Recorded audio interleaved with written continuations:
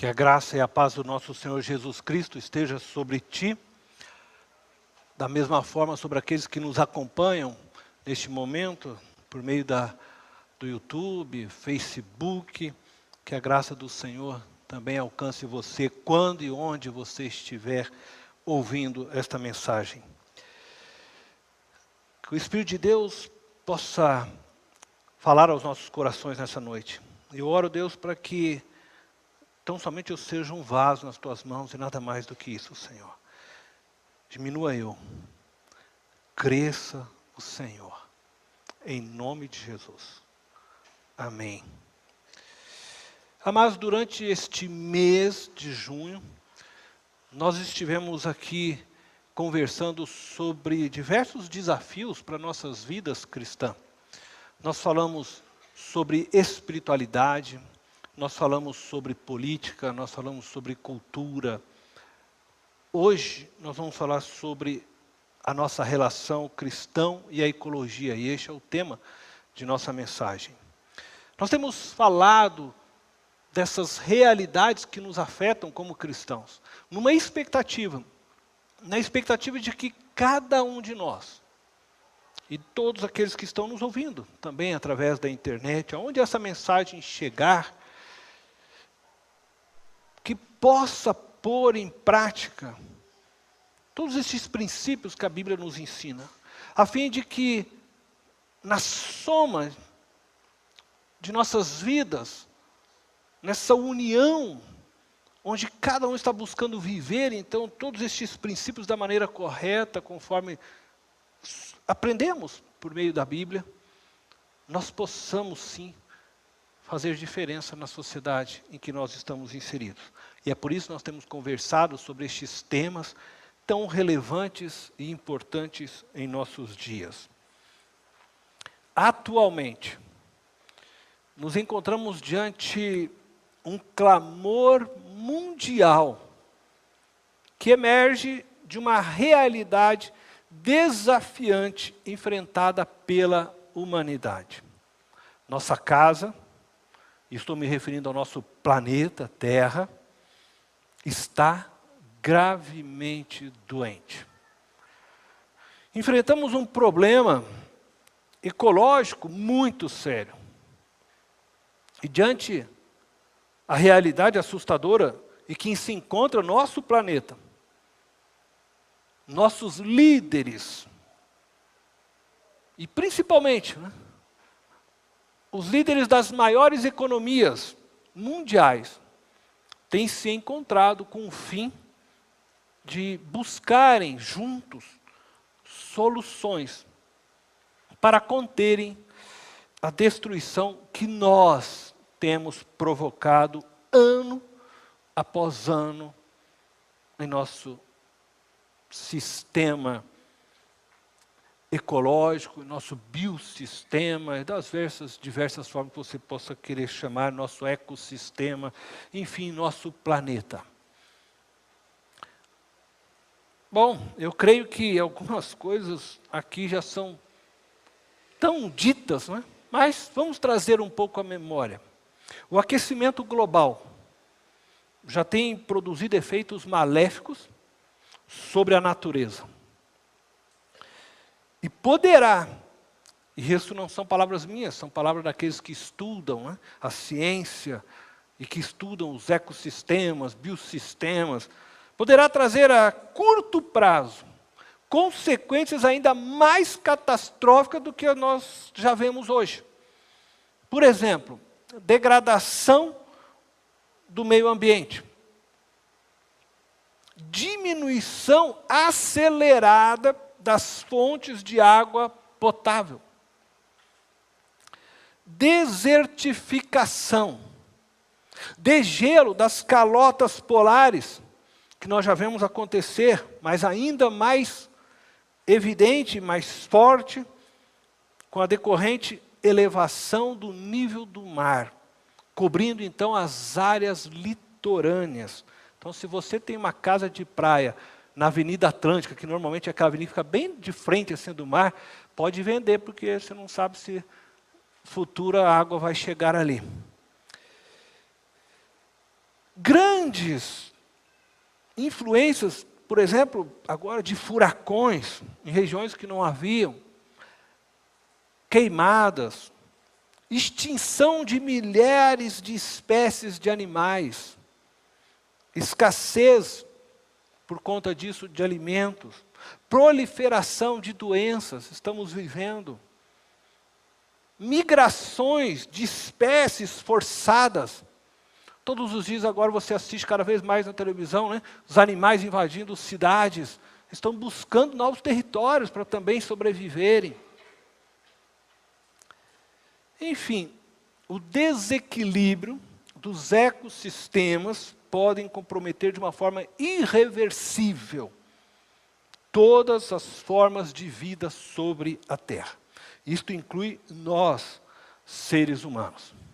E o que nós vemos a sociedade fazendo é cada vez tentando ver se conquista o espaço para ver se consegue, quem sabe, nos levar para morar, né? Conforme vocês veem nos filmes, em Marte ou algum outro planeta dessa forma. Hoje, cada vez mais se investe nisso, pensando nisso. Por quê? Porque eles realmente entendem que a Terra vai estar cada vez mais inapta para a vida. Embora a Bíblia não trate diretamente da relação do homem com o ecossistema, nem se encontra nela, vamos dizer assim, a palavra ecologia, ela nos ensina que devemos cuidar não somente dos nossos interesses, como nós vimos em nosso último encontro aqui, mas também dos interesses das demais pessoas, e ela também nos ensina que devemos cuidar do planeta em que nós vivemos. Hoje pela manhã o pastor Décio abordou muito bem este assunto, falou sobre a sinergia. E talvez bastaria hoje repetir a pregação do pastor Décio, eu nem precisaria falar muito, que eu acho que seria o suficiente para nós, mas talvez eu vou tentar trazer um pouco mais, vamos dizer assim, de teologia dentro da visão mais prática daquilo que o pastor apresentou. A Bíblia desperta em nós a consciência da responsabilidade comum. E nós falamos disso no domingo passado, dessa espiritualidade, dessa responsabilidade comum que nós temos no cuidado uns dos outros. Ela nos apresenta a vida sendo experienciada. Se você não achar essa palavra no dicionário, a gente vai criá-la agora, tá? De forma comunitária. Ela nos oferece, a Bíblia, princípios orientadores para a defesa e promoção da vida. Encontramos estes princípios na relação entre Deus, seres humanos e criação. Então o que eu quero nessa noite é poder ver com vocês alguns desses princípios. Vejamos como isso acontece ao longo da história da revelação de Deus aos homens.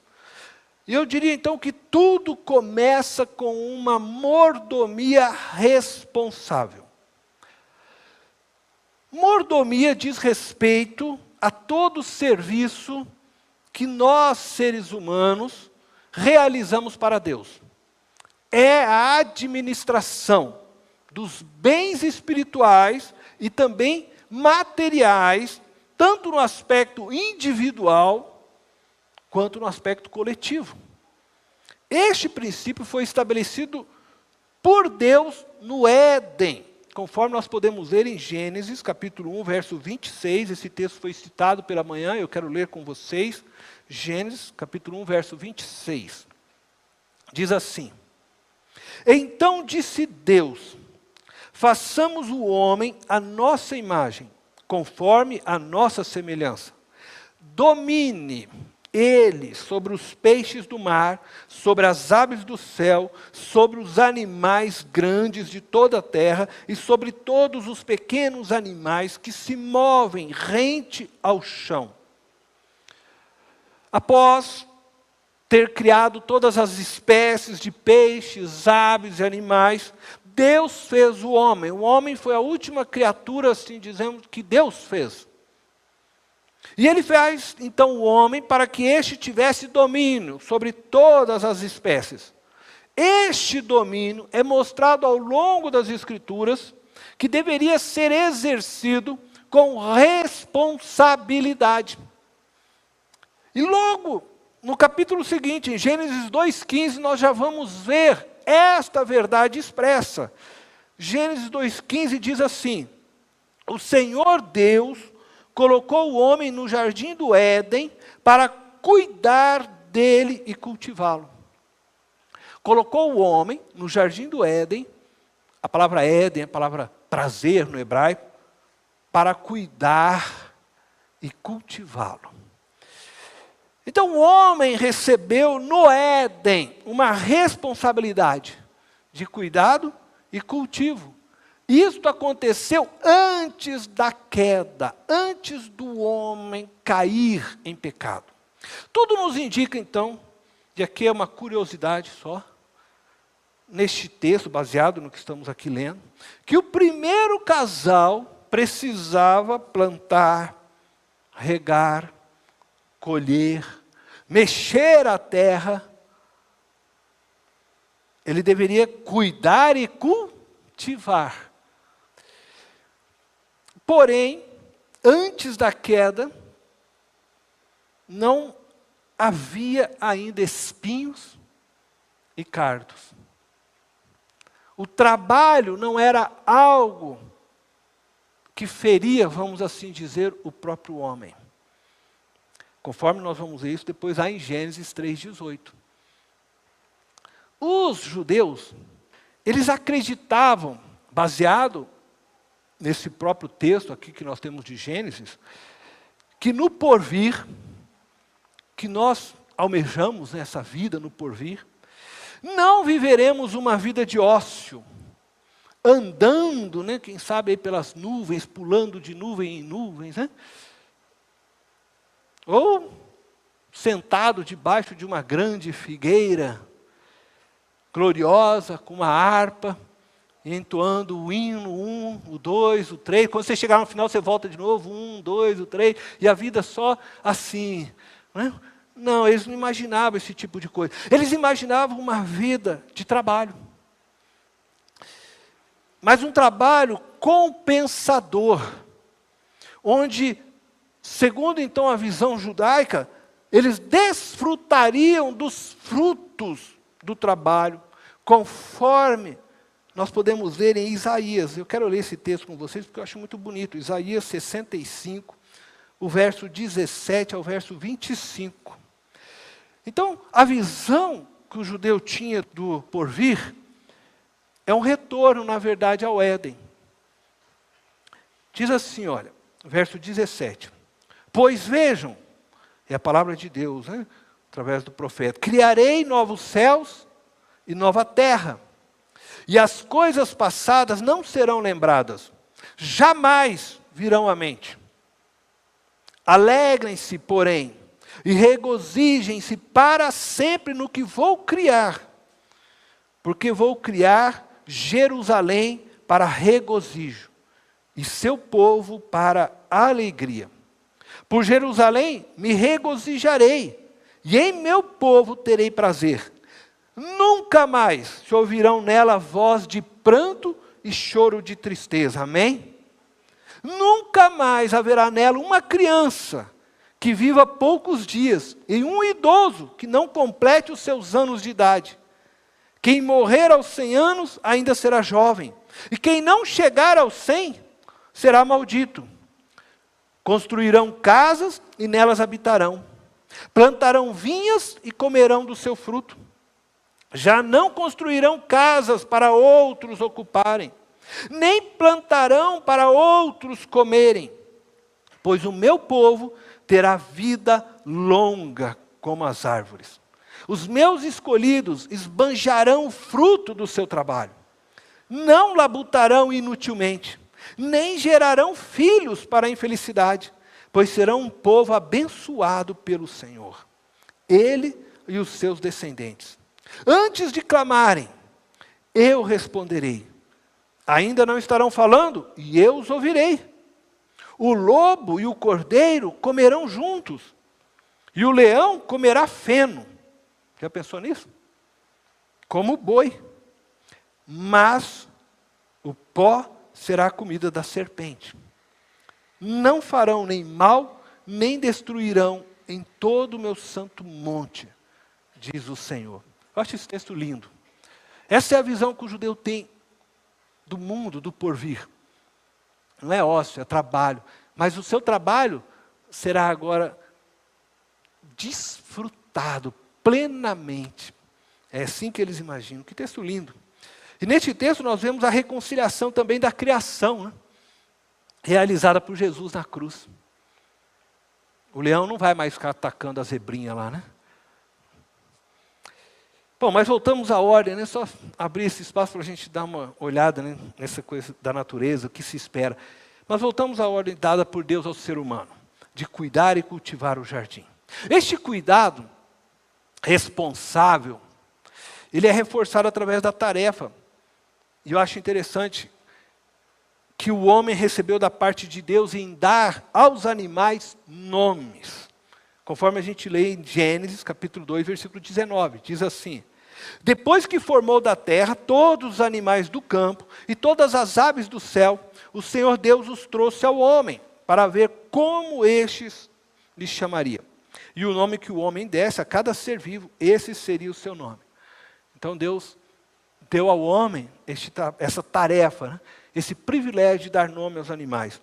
O ato de dar nomes a algo, no meu entender, ou a uma pessoa, não só tem a ver com a necessidade de identificação, mas também promove em nós, seres humanos, uma relação mais pessoal e afetiva.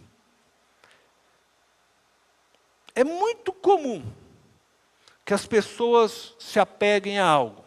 E logo que ela se apega a algo, ela dá um nome. Muitas pessoas dão nome para os seus carros. Você já deve ter conhecido alguém assim. Porque se apega àquilo, passa a ter uma relação emotiva com aquilo. Nós costumamos dar nome aos nossos filhos, antes mesmo deles nascerem, para que possamos não somente identificá-los, mas, na verdade, darmos início à nossa relação com eles, antes mesmo deles virem ao mundo. E dessa forma, nos derramamos, vamos dizer, em termos de afetividade. Pergunte aos pais agora, os novos pais, né? Que estão vivenciando isso. Você que já é pai, que já vivenciou. Nós logo damos nome. E a gente começa, então, já a se relacionar com aquela criança que ainda está lá no ventre, já dialogando, trocando, né, palavras a partir de um nome.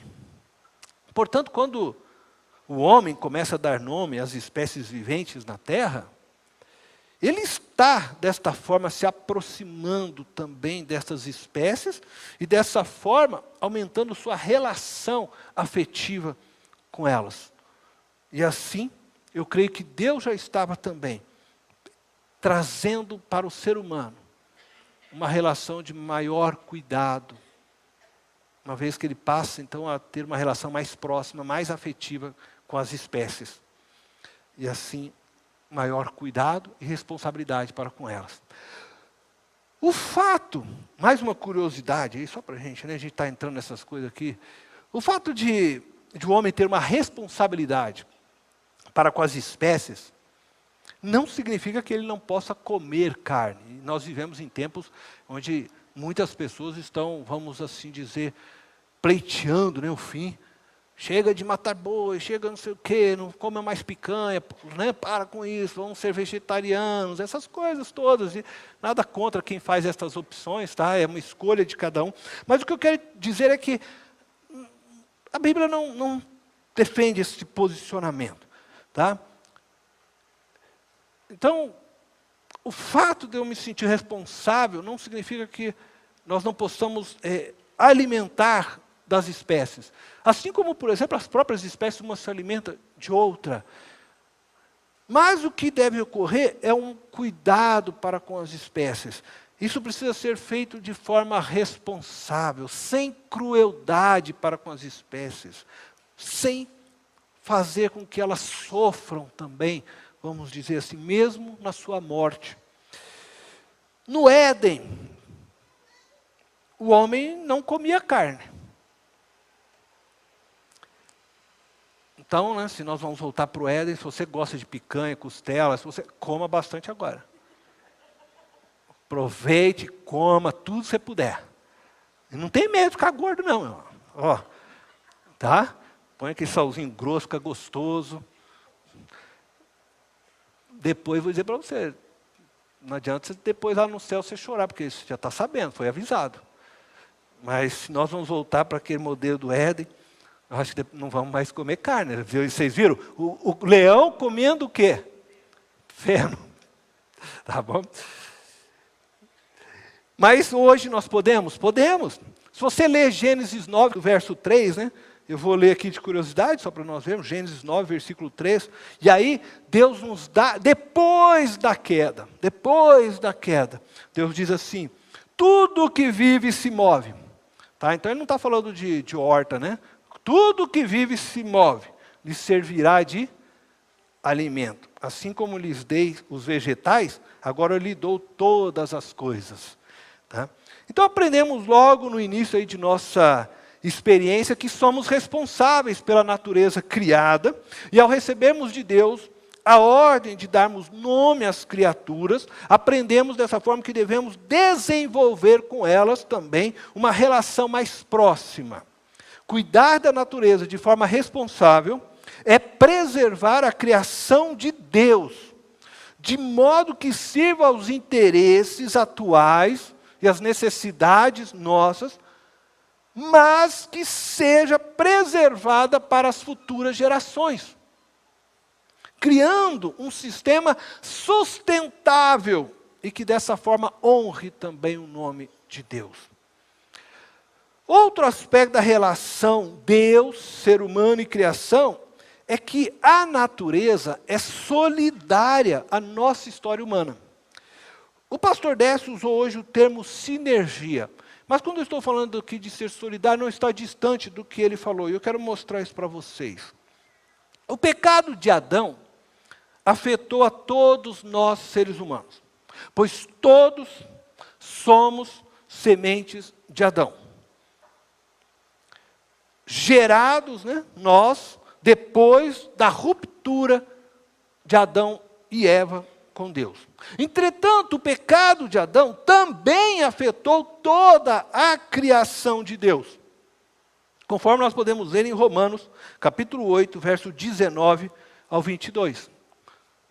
Diz assim, a natureza criada aguarda com grande expectativa que os filhos de Deus sejam revelados, pois ela foi submetida à futilidade, não pela sua própria escolha, mas por causa da vontade daquele que a sujeitou, na esperança de que a própria natureza criada será libertada da escravidão, da decadência em que se encontra, para a gloriosa liberdade dos filhos de Deus. Sabemos que toda a natureza criada geme até agora como em dores de parto. Essas palavras do apóstolo Paulo estão alinhadas com o ensino de Gênesis 3, verso 17, onde Deus afirma para Adão que por causa do seu pecado, toda a terra criada se tornou maldita. Então, a terra está em solidariedade com o homem, sofrendo e gemendo por causa do pecado do homem. E é isso que o texto está nos mostrando. A natureza participa dos efeitos da queda conosco. Assim também ela participa na construção de nossa história ao longo dos anos. Isso eu acho muito legal. assim, muito bacana se a gente prestar atenção na Bíblia. Deus se revela a nós, seres humanos, por meio dela. Ele faz uso da natureza para nos abençoar ou amaldiçoar. Também para nos ensinar e muitas vezes nos orientar. A natureza foi usada por Deus, por exemplo, como instrumento de juízo. Por meio dela, através de um grande dilúvio, Deus condenou a humanidade, salvando somente a família de Noé. E ele foi salvo porque ele precisou fazer o quê? Uma arca. Para fazer uma arca, o que ele precisou fazer? Usar árvores, derrubou a árvore. A natureza está sempre presente na história do ser humano. Também Deus fez uso da natureza quando ele condenou Sodoma, fazendo chover fogo e enxofre do céu. Ela também participa da história humana de forma positiva. Aqui eu apresentei alguns casos negativos, mas ela também participa de forma positiva. No Antigo Testamento, mais especificamente na história de Israel, como instrumento de Deus, por exemplo, para a libertação do povo no Egito. Nós vemos isso nas diversas pragas. E aí você deve lembrar de algumas delas, né? O rio que ficou com sangue, as rãs, né? A pessoa ia pegar o café, pulava a rãzinha de todo lado, né? Enfim, no meio dessas pragas nós estamos vendo a ação da natureza, Deus usando da natureza para pôr em liberdade o seu povo no Egito. Depois o povo sai, né? O faraó liberta e eles começam a caminhar então em direção a Israel, e daqui a pouco o faraó se arrepende, manda todo, né, o seu povo, os seus soldados, o seu exército inteiro atrás, e aí Deus faz eles atravessar o quê? O mar vermelho. As águas se abrem, aquilo deve ter sido realmente um espetáculo, né? Eles atravessam com os pés enxutos, né, o mar, e aí o povo, né, os egípcios, os seus soldados, cavalos, cavaleiros, se eles estão atravessando, vamos nessa também, né? E entra todo mundo, e Deus faz aquelas águas todas fecharem, né? E aí Deus põe fim ao domínio dos egípcios sobre o seu povo em Israel. Deus usando o mar, usando a natureza, Deus vai fazendo dessa forma ações para mostrar sua graça, seu amor, também seu poder ao seu povo. O deserto também serviu como espaço de aprendizagem para a construção de um povo e de um projeto social que Deus tinha e que resultaria então numa nação. Ele foi construindo isso no deserto.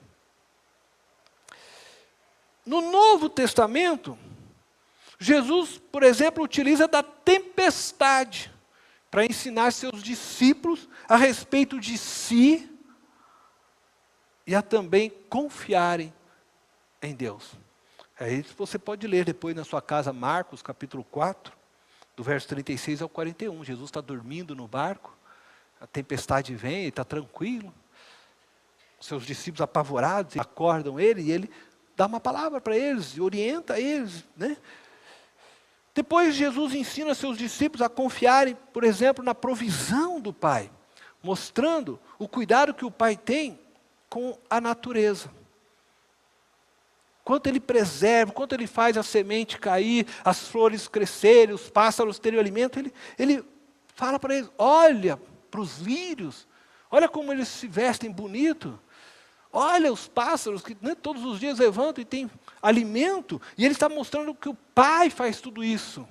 O Pai provê e para que eles descansassem desta forma. Ele usa da natureza. Paulo é libertado da prisão através de um grande terremoto.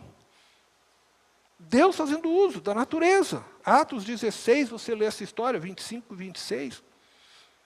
Então eu creio que é inegável que a natureza é instrumento de Deus presente em nossas vidas como seres humanos.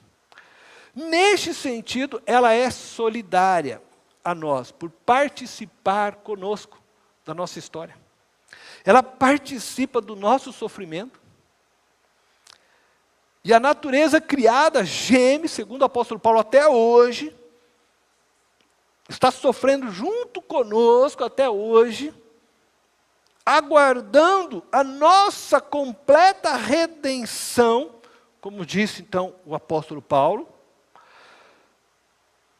para que, quando for completada a nossa redenção, ela também seja redimida. Então ela está junto conosco também na expectativa da manifestação da glória do nosso Senhor Jesus Cristo. Solidária em nosso sofrimento, solidária conosco também na hora da vitória. A natureza, ela é nas mãos de Deus instrumento para nos ensinar, corrigir, punir, orientar ou nos abençoar. E eu quero trazer um texto que eu acho assim, muito interessante, tem outros, mas eu vou trazer um texto que eu acho mais interessante.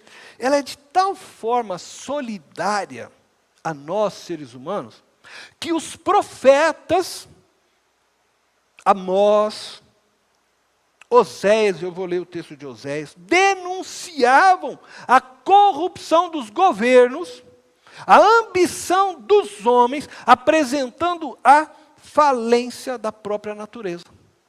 Veja só Oséias capítulo 4, eu quero chamar você para prestar atenção neste texto, verso 1 ao 3. Oséias 4, verso 1 ao 3. Diz assim: Israelitas, ouçam a palavra do Senhor, porque o Senhor tem uma acusação contra vocês que vivem nesta terra. A fidelidade e o amor desapareceram desta terra, como também o conhecimento de Deus. Só se vê maldição, mentira e assassinatos, roubo e mais roubo, adultério mais adultério, ultrapassam todos os limites, e o derramamento de sangue é constante.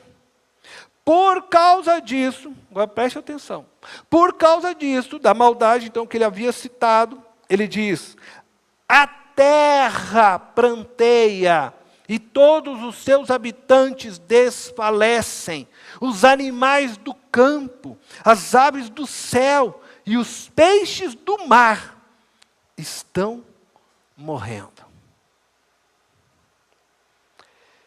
A ganância do homem, já naqueles dias, estava trazendo morte às espécies existentes. A ganância do homem está diretamente ligada à destruição da natureza. Na medida que a maldade do homem cresce, a natureza geme ainda mais. É o que está nos dizendo e mostrando esse texto. A natureza é solidária com a nossa morte, como ela será com a nossa ressurreição.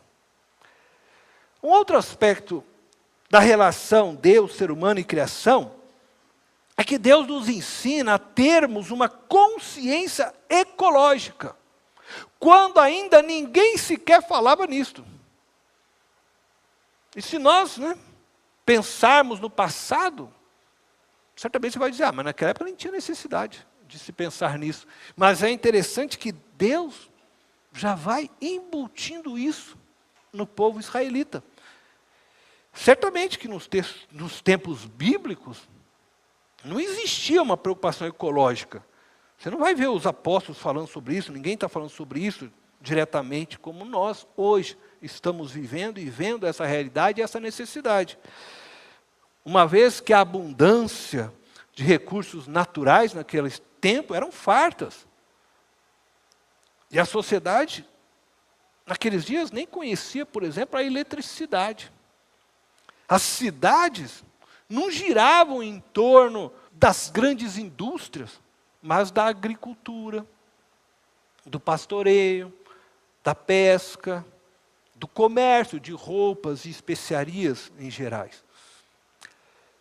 nos tempos bíblicos, nem sequer motor a vapor existia. O dia se encerrava com o pôr do sol. Era uma realidade totalmente distante da que nós vivemos hoje. Então eles não discutiam, eles não pensavam nessas questões ecológicas como nós, mas Deus, na sua sabedoria, já nos deixa grandes ensinamentos. E nós vamos perceber isso então, nessa noite. Deus estava cultivando uma cultura ecológica no seu povo. Então ele estava promovendo uma consciência ecológica, conforme a gente pode ler. E eu quero ler com vocês Êxodo 16, verso 12 e o verso 13. Diz assim: ouvi as queixas dos israelitas. Deus está falando. Responda-lhes, ele está dirigindo a Moisés, que ao pôr do sol vocês comerão carne, e ao amanhecer se fartarão de pão. Assim saberão que eu sou o Senhor, seu Deus. No final da tarde, apareceram codornizes que cobriram o lugar onde estavam acampados. Ao amanhecer, havia uma camada de orvalho ao redor do acampamento. O povo estava no deserto, famintos. E a fome levou este povo a começar a se queixar. E começaram a se queixar, se queixar. E aí foram a Moisés e fizeram uma queixa a Moisés. Deus ouve essa queixa e providencia o alimento para o seu povo através da natureza, ensinando dessa forma, já ao povo, que a natureza é a fonte do seu sustento. A falta de alimentos não é proveniente da escassez de produção. A natureza ela é pródiga e reveladora da providência divina. É o que Jesus ensina lá em Mateus 6, quando nós ouvimos ele falar: não andeis ansiosos pelo que haveis de vestir ou de comer. Olhe para a natureza, veja os pássaros como o Pai cuida, veja as flores. Por quê? Porque o Pai, o Décio falou isso essa manhã. O Pai vai fazer a chuva vir no tempo certo, vai fazer com que a semente brote. O Pai está por trás de toda a criação, cuidando, zelando para que ela produza. E ela produz então o que nós precisamos, o alimento necessário para nós.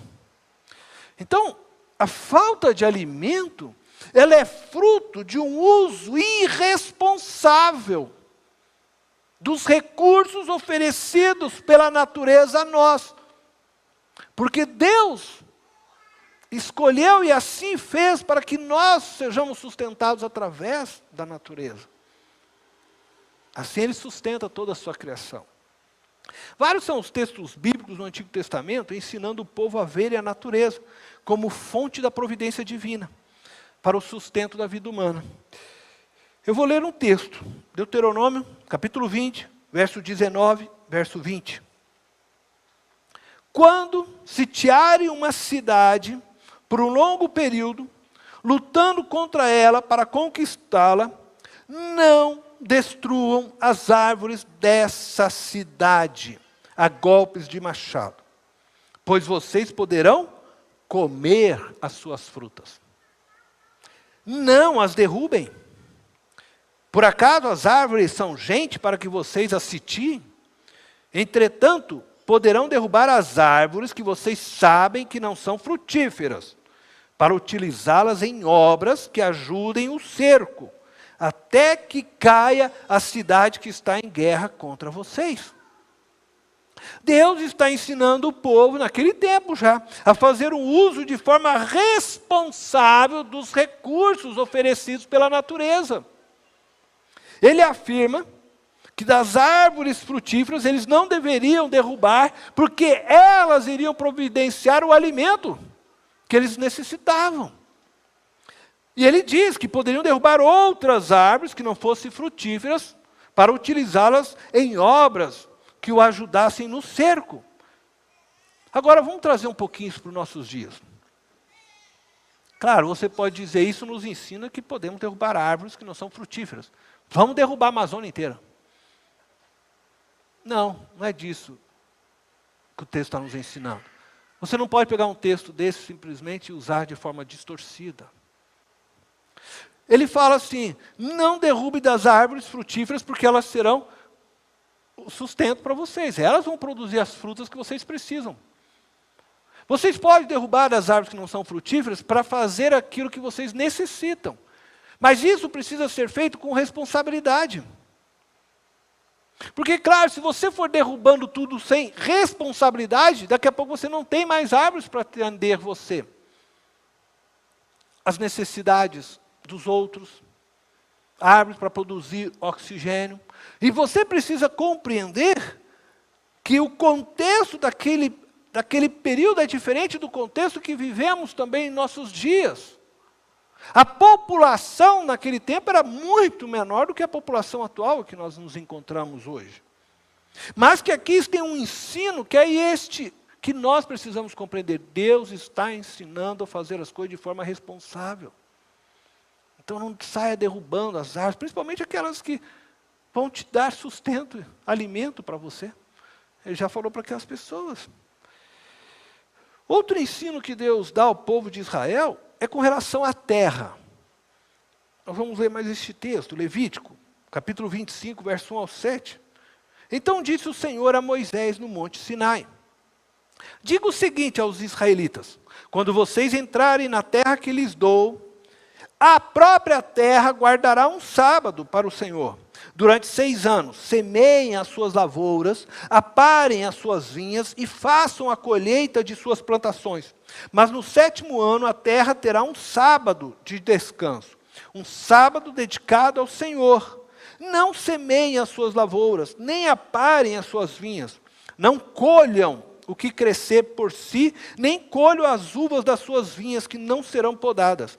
A terra terá um ano de descanso. Vocês se sustentarão do que a terra produzir no ano de descanso.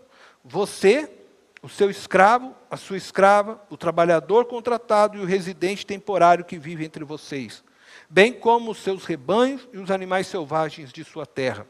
Tudo que a terra produzir poderá ser comido. Isto é, Deus está dizendo, depois de 6 anos de trabalho com a terra, vocês vão dar um ano de descanso para a terra.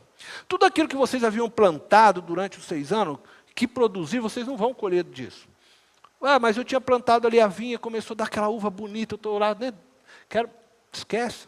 Você só vai colher do que a própria terra agora, não mais do seu trabalho, do que a própria terra produzir. Mais uma vez, Deus está trabalhando a consciência ecológica. Por 6 anos o homem poderia trabalhar, cultivar a terra, mas no 7º ano deveria dar descanso à terra. Era necessário deixar a terra se alimentar também, para que ela pudesse voltar a produzir com eficácia. Hoje, agora falando de nossos dias, sabemos que a tecnologia produz alimento através de processos de adubação para a terra. Naquele tempo, não. E isso permite hoje que o agricultor cultive, por incrível que pareça, o ano inteiro. Entretanto, o ensino que está aqui é o cuidado responsável para com a natureza. Mas também tem um outro ensino aqui muito importante. Aprendemos aqui que Deus providencia o alimento para nós, mais uma vez, por meio da natureza. Isto é, não, mas aquilo que eu plantei, não, você não vai colher do que você plantou. Se brotar, você deixa lá, ela vai secar, vai cair, vai adubar a terra, mas do que nascer da terra, você vai, então, comer. É Deus também querendo ensinar que eu estou no cuidado e estou zelando pela sua vida. Eu vou fazer a terra brotar. Descanse durante esse período, confie.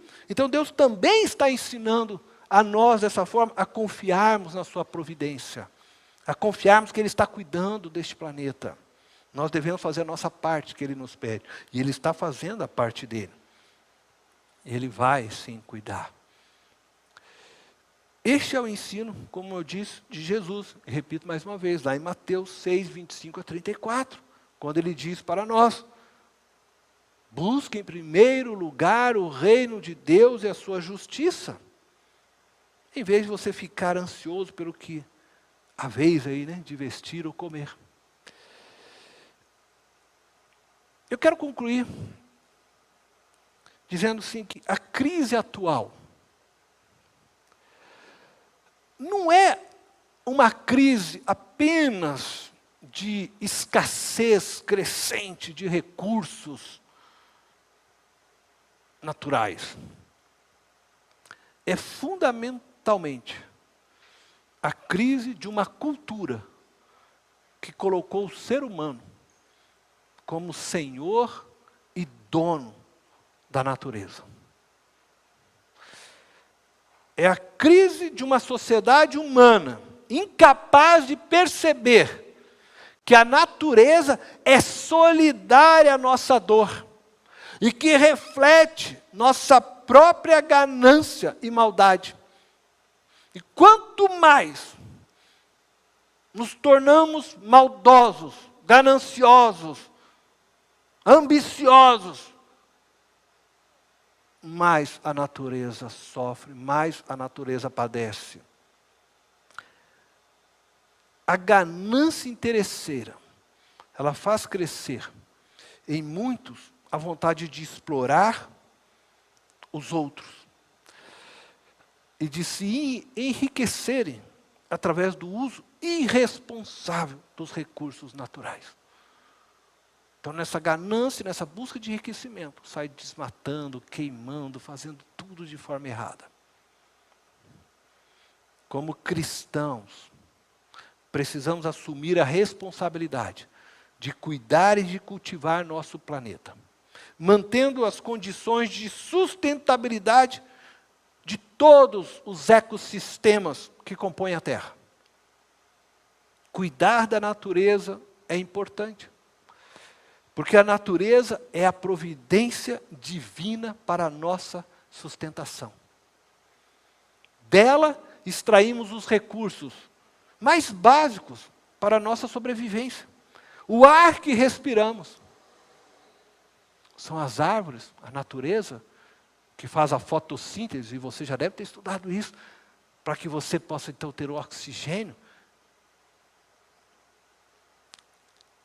É a natureza, como nós vimos, que providencia para nós o alimento, o agronegócio, a soja, o arroz, o feijão, tudo vem da natureza, até mesmo os animais que nós nos alimentamos, natureza.